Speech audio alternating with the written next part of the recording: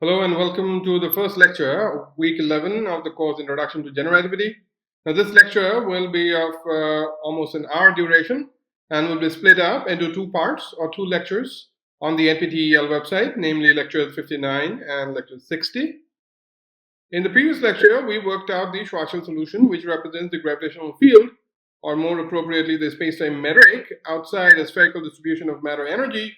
And we looked at a couple of peculiar features of the Schwarzschild geometry, such as the Schwarzschild radius, which turned out to be a coordinate singularity, and the curvature singularity located at the center of the Schwarzschild geometry.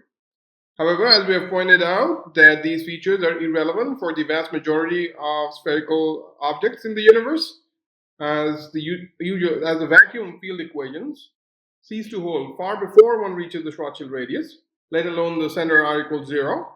And these features only become relevant for the case of black holes. Now, black holes are typically discussed in a more advanced course in generativity and is beyond the scope of our course, which is supposed to be an introductory course. Now, in this lecture, we will continue our focus on the Schwarzschild geometry, in particular by probing the geometry with Timelike geodesics. Now, this will afford us the opportunity to study motion of objects such as planets or comets around a spherical star in generativity, and we will contrast the trajectories with those resulting from Newtonian gravitation, namely Kepler's orbits. In particular, we will find out that the generativistic effect will lead to the phenomena of perihelion precession, which had been observed for Mercury almost half a century before Einstein proposed GR. As for references for this lecture, I will cite the following two sources. First is Carroll's lecture notes on generativity, which is available for free on the archive number, chapter 7, and the following pages. And the second one is Ohanian and Ruffini's textbook. I'm using edition 3. The relevant material can be found in chapter 7, section 7.5, following pages. Now, apart from these two, as per usual practice, the notes for the lecture will be posted on the NPTEL-SWAM website. Let's look at what's on the agenda today. The agenda today consists of two items. First item would be to study Timelike geodesics in the Schwarzschild geometry. And the second item is to work out the precession of perihelion of inner planets. All right, without further ado, let's start the lecture. First item, Timelike geodesics in the Schwarzschild geometry. Now, we're interested in the motion or trajectory of point masses under the gravitational force of a spherical massive object. And this would be appropriate for the motion of planets or comets around the sun. We are treating the sun as a spherical massive object, and we are ignoring, for all intents and purposes, the rotation of the sun, which is slow enough for it to not disturb spherical symmetry entirely. So, to study Timelike geodesics in the Schwarzschild geometry, we have to start from the geodesic equation. This is the geodesic equation. Most of you can recognize this. And as you can see, the right-hand side is 0. That means I'm using the affine parameterization. In particular, this parameter which parameterizes geodesics tau, this affine parameter will be identified with the proper time. So, of course, the geodesic equation doesn't tell you whether the geodesic is space-like or time-like or light-like.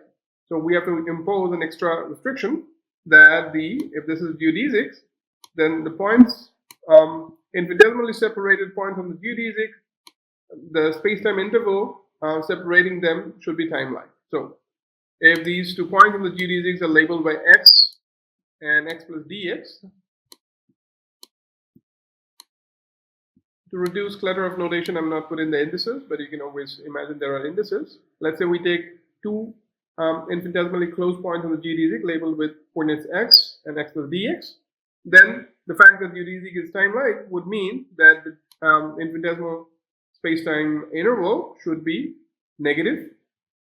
And in particular, we know it can be written in terms of the proper time. This will be minus c squared times the proper time squared. All right? So this proper time is the clock time of the geodesic observer. Now, the timelike constraint, the fact that the trajectory is timelike, the geodesic is timelike, will lead to something called the velocity constraint, which is obtained when we divide this equation both sides of this equation by d tau squared. So if I divide the left hand side by d tau squared, each of these will become derivative dx mu d tau, so they will become like derivatives. And the right hand side, if I divide the right hand side by d tau squared, this d tau squared will cancel out and you'll have minus c squared. Okay, so the Timelike geodesic constraint leads to the velocity constraint, which tells you that the square of the velocity is minus c squared, which is the same as you obtain in special relativity. So we will solve the geodesic equation subject to this velocity constraint. All right, let's go into some of the detail. First, we need to recall the Schwarzschild metric. So as you can see, this is the Schwarzschild metric, the first line. And here I've used the same notation which I used in the lecture where we solved the Einstein field equation to get to the Schwarzschild equation. G00 was represented by minus e raised to the little a of r, and GRR was expressed as exponential of little b of r. Okay, and then d omega square, this is just the metric on the two sphere. For your benefit, I have written here d theta square, sine square theta, d phi square. So I'm using the Schwarzschild coordinates t r theta, which is the co-latitude, and the azimuthal angle phi. Okay,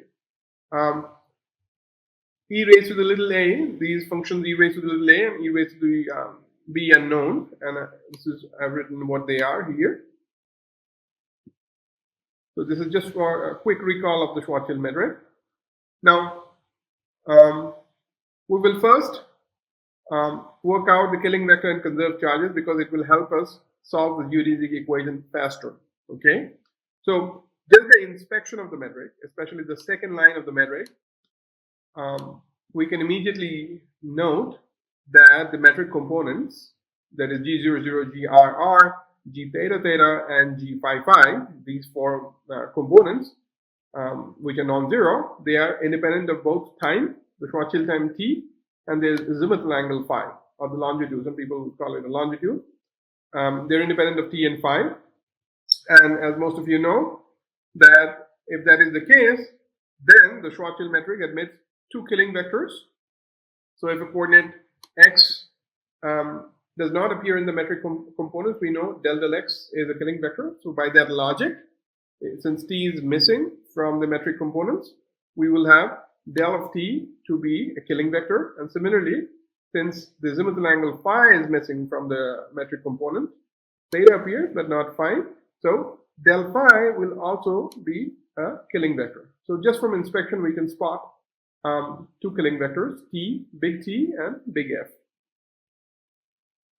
We can write T and big F in component form, which are 1, 0, 0, 0, and F, only phi component is turned on. Remember, the component here is 1.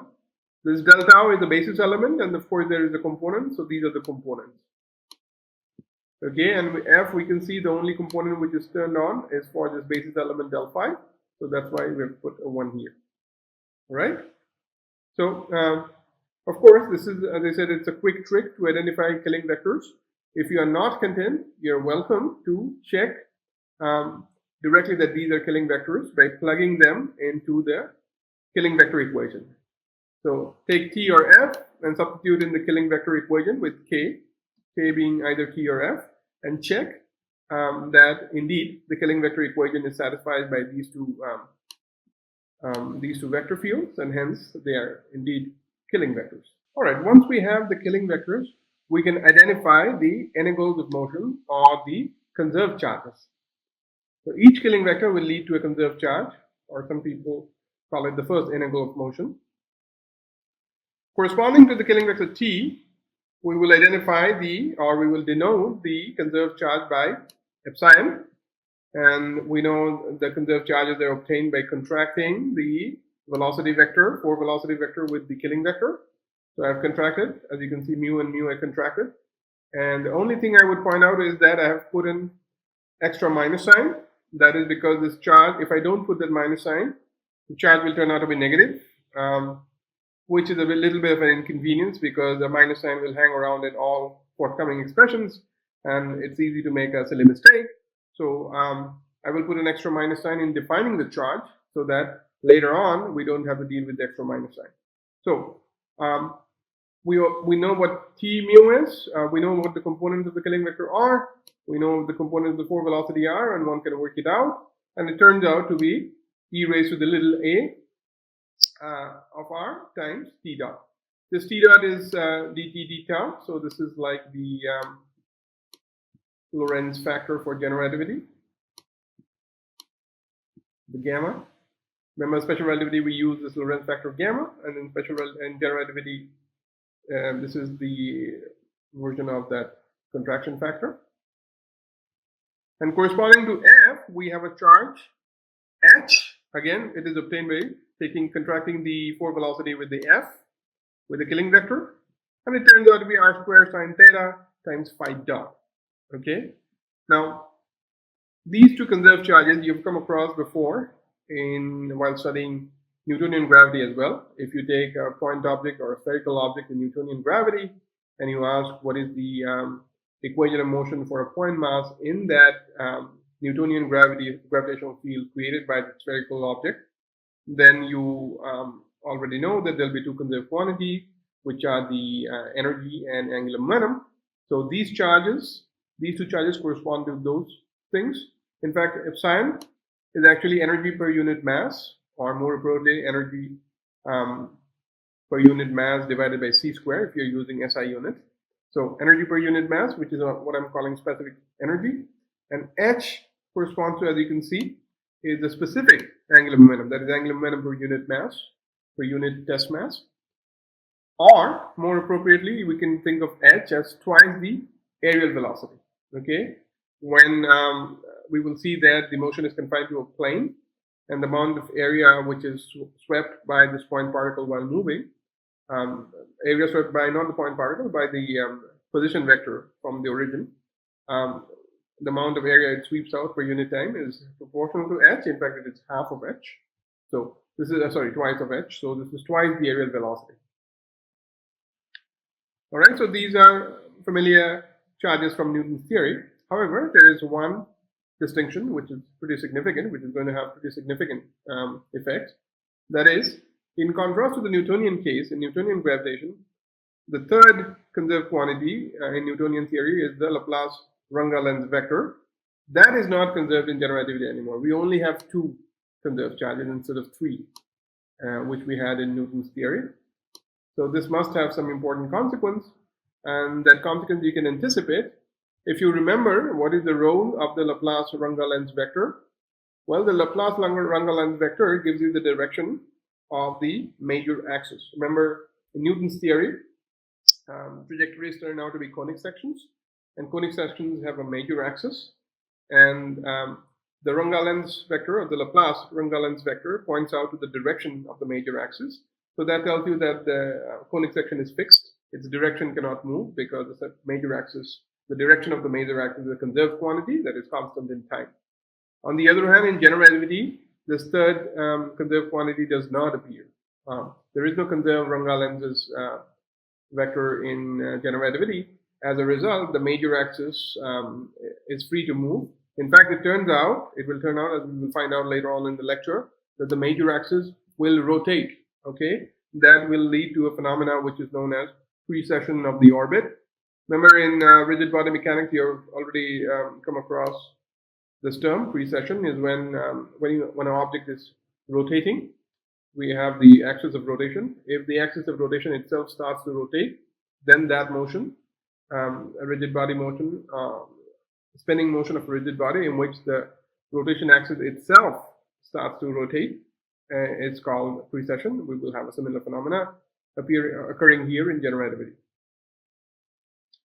All right, without further ado, let's start solving the geodesic equations. We have two conserved charges. Let's keep that in mind. And let's write down the geodesic equation, in particular for the theta component, that is x mu. Remember the geodesic equation I wrote? This x mu I will take to be x2, let's say 0, 1, 2, which is theta.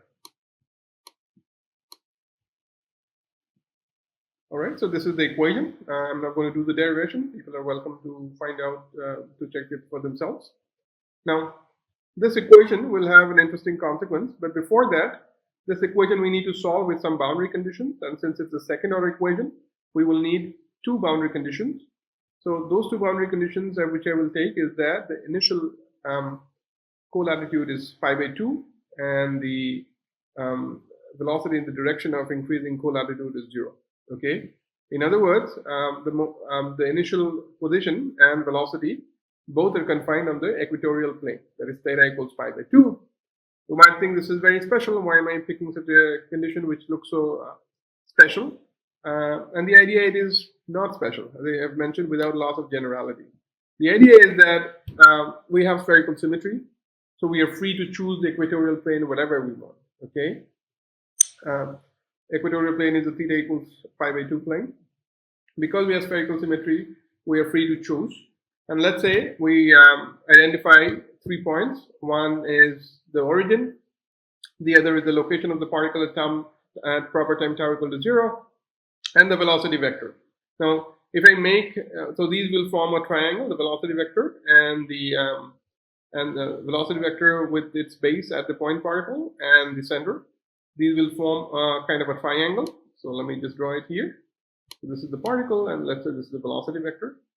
I can call the plane which contains these 2 points, the origin r equals 0, the point particle at P, and the velocity vector, all of them at the same plane.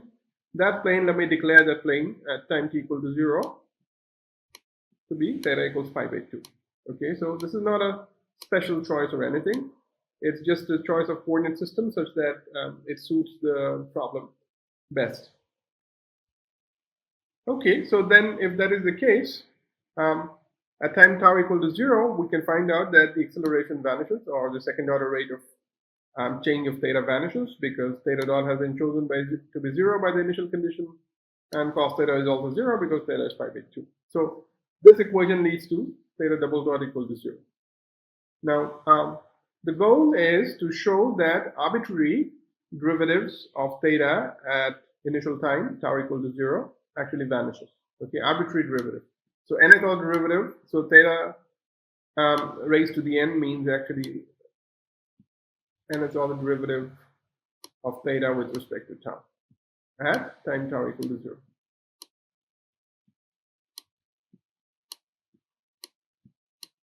So our goal is to show that this is in fact 0 for arbitrary n greater than 1.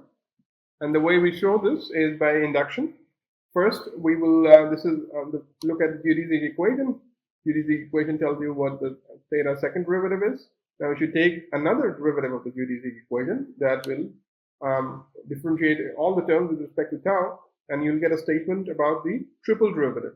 Okay, third order derivative of theta with respect to tau. And it turns out, if you do this exercise yourself, that because this triple derivative will involve this first derivative, second derivative, and cos theta, which are all 0 at time t equal to 0, the triple derivative will vanish. Similarly, if you take a fourth order derivative of this equation, second derivative of this equation, you'll get a fourth order derivative in theta. But again, the rest of the term will either contain the third derivative, second derivative, first order derivative, and cos theta. They will all be 0. So progressive. If you keep this process going, what you will find out is that all tau derivatives of theta will vanish at time tau equal to 0. All right, so that is the goal. Remember, this is how exactly you proceed in the case of Newton's theory as well. So you should be having some memory of what you did in your undergrad while discussing Newtonian gravitation, considering motion of point mass in the field of a spherical object. And similarly, there also you have a theta equation, which you solve in analogous the way we are proceeding. That is, you show that at time t equal to 0, if you choose the particle and the velocity lie on the equatorial plane, then all higher order derivatives of theta vanishes. Okay, once we have shown that, then we can construct theta for arbitrary tau using the Taylor series expansion. Okay, so assume that theta of tau is an analytic function of theta, then there exists a Taylor series expansion, and let's say this is the expansion, this is the value at tau equal to 0, and these are derivatives of tau equal to 0 times theta raised to the n is all derivatives. Because these derivatives are 0, these terms, infinite number of terms, won't contribute, and the solution is that theta for arbitrary time tau is pi by 2. Okay, so theta doesn't change. In other words, the motion is confined to the equatorial plane all the time. Okay, so the motion is confined to a plane. Okay, this might not come as a surprise to you, because if you remember Newton's theory, the angular momentum was conserved, and as a result of the angular momentum conservation, what you had is that the motion was confined to a plane orthogonal to the angular momentum. Okay, because the angular momentum cannot change, or the direction of angular momentum cannot change, the motion was confined to a plane. And that same physics is at play here. Here too, angular momentum is conserved, and as a result, the motion is confined to a plane, to the equatorial plane in particular, by our choice of initial conditions. So no surprises here. All right, now let's try to solve the other equation. Remember, there are three other coordinates, phi, t, and r. So let's look at the phi and t equation first. So phi and t equation we will not solve by usual geodesic equation. Instead, we will remember that there exists a conserved charge h, which is related to the aerial velocity, and because the motion is confined to the equatorial plane, its value, if I plug in theta equals pi by 2, is r squared phi dot. So from this, we can see that phi dot is h over r squared, h over r squared. And if we know r squared is a function of tau, then this is an ordinary differential equation, first order. It can be easily solved. Assuming that we know r of tau, then this is given by the tau integral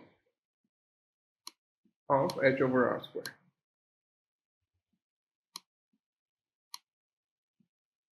where r of tau is known. Assume that r of tau is known.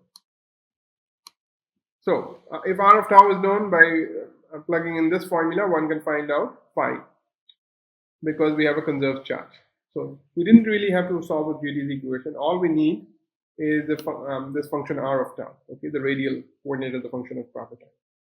And analogously, from the conserved charge epsilon, remember that is the specific energy, which is equal to e raised to the little a of r times t dot. We can solve for t if you know what r is. So t dot, remember, dt d tau is equal to epsilon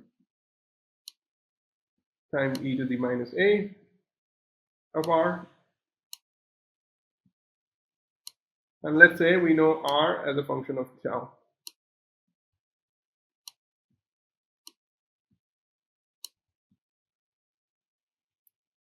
Sorry about that. So if we know a of r of tau, then we can immediately integrate this equation. Again, this is a first order equation, first order differential equation, which can be immediately integrated to obtain tau, t as a function of tau. So again, can be solved for t of tau if r of tau is known, and same case for phi of tau if the radial equation is solved. So it all depends on the radial equation. So that is what our main goal is, that okay, phi and t can be easily obtained if we know r is a function of tau. So the first thing we should do is to solve for r as a function of tau. So for that reason, we are going to examine the radial equation, or the radial component of the geodesic equation, which I've written here. Please plug in the Christoffel connections and check indeed this is the equation. Now this is a very complicated second order nonlinear differential equation. Remember, you have these kind of nonlinear terms, square, square, everything is there, and we will not solve it, solve this equation. Instead, we will solve the radial equation indirectly using first integral, the conserved charges, and the velocity constraint. The reason we will focus on the velocity constraint is because it is first order. This is the second order equation, so it needs two integrations. On the other hand, our first velocity constraint, because it will yield first order equation, it will be immediately integrable, single integration. As I will write the general solution at the end, you will see that. So solving the radial equation, so instead of the geodesic equation, we abandon it for the moment, and instead we focus on the velocity constraint. which is written here explicitly. It's not in abbreviation form, g mu x dot mu x dot nu. All I've plugged in all the t dot and r dot, everything is there. And t dot square, as I said, t dot, I'm going to use the knowledge of conserved charges to replace it like this, and phi dot also, h over r square. Remember, the conserved charge h is r square phi dot, so that means phi dot is h over r square. And I'm also going to set theta equals phi by 2, because we know that the motion, by choice of our initial condition, the motion is confined in the equatorial plane. So I'm going to substitute all that in this, all these three in this equation, and we obtain an equation which is like this. As you can see, this is a first order equation. All right. So if you massage this equation a little bit, rearrange the terms a little bit, isolate this r square, r dot square, we can write it in this equation. Half r dot square plus some v effective of r, which is a function of r, equals some constant quantity. So this represents the energy conservation law for a point particle of unit mass moving in an effective, in some kind of a potential with total energy, something like this, epsilon squared by 2. Okay, so this looks like the motion of a point particle moving in effective potential with some total energy equal to epsilon squared by 2. Okay, one dimension, because r, you can think of the coordinate motion in one dimension. So this equation is eminently solvable, of course, and because this is the energy conservation equation, which would lead to a first order differential equation. So v of f of r, v effective of r, which is what I've written here, is something like this.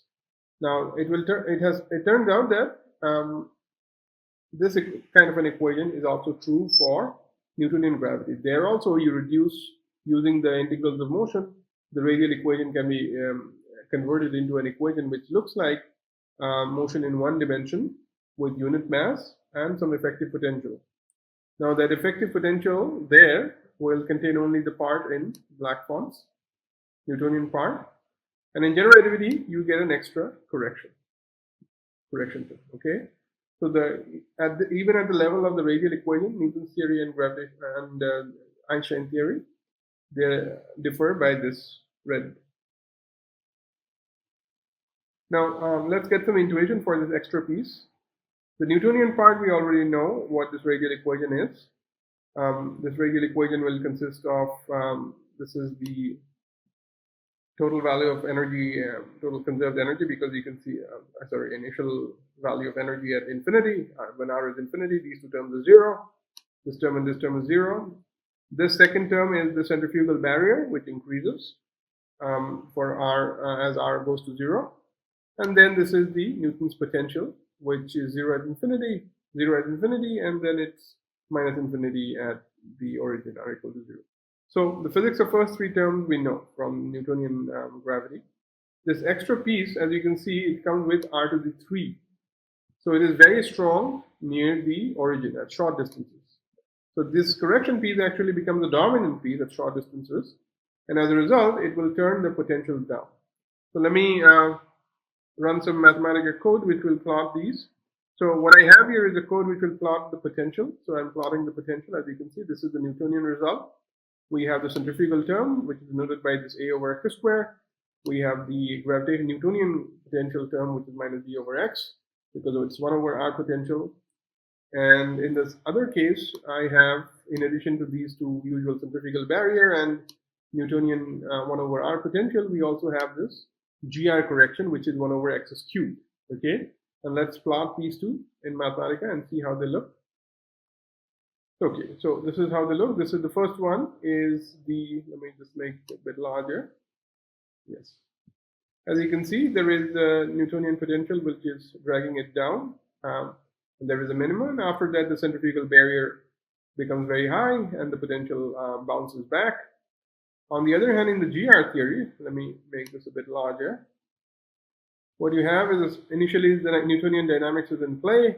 The potential drags it, goes down, and then there is a centrifugal barrier which comes up, but it has a peak, and after which the centrifugal barrier doesn't go all the way to plus infinity. It is pulled down to minus infinity by this GR correction. Okay, so this is the GR. This is how GR potential is different from the Newtonian potential. So this extra piece. Okay. Of course, just to complete the discussion, when you have this equation, solving this equation is very easy, as you must have done in your undergrad classical mechanics class. This is the solution. I've written the formal solution, which is in closed form. Of course, it all depends on whether you can do the integral or not. But let's say you can write down in closed form what the solution is, which is tau of r. And then this you can invert to write down r as a function of tau. Okay, but this is usually how the closed form, once you get to this position, the solution you can directly write down. There's nothing complicated going on here. You can choose plus or minus root depending on your initial conditions. So I've only indicated the plus root, but maybe if your motion is increasing r, you can put a minus sign, or decreasing r depending on increasing or outgoing or incoming, you have to put a plus or minus sign. All right, but as I said, this is right now beside the point, but in principle, we know this can be solved and then inverted to write down r as a function of tau. Okay.